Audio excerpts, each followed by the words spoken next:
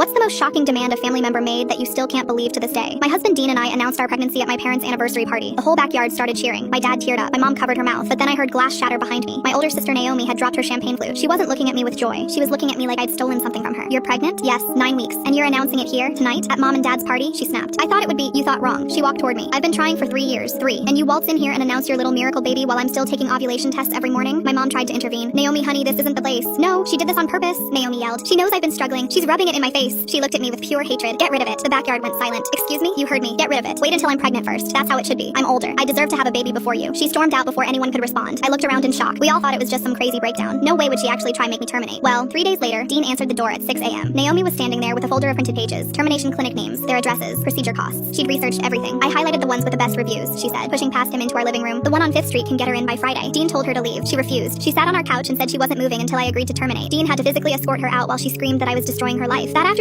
my mom called a family meeting. Naomi stood in front of everyone and explained why it was only fair that I wait. She had pie charts, timelines, a printed email from her fertility doctor, screenshots from her ChatGPT conversation where GPT agreed that me getting pregnant first was manipulative and selfish. Naomi presented her case like she was arguing before a judge. When she finished, my uncle Victor, who's a family court attorney, told her there was no legal framework in which she could demand I end my pregnancy. In response, Naomi started crying. If you go through with this, you're dead to me. She pointed at me and screamed. Everyone just kind of looked at her. My 7-year-old cousin even yelled, "Take a chill pill, girl," from the hallway. Naomi looked around the room, at everyone staring at her, like she was crazy.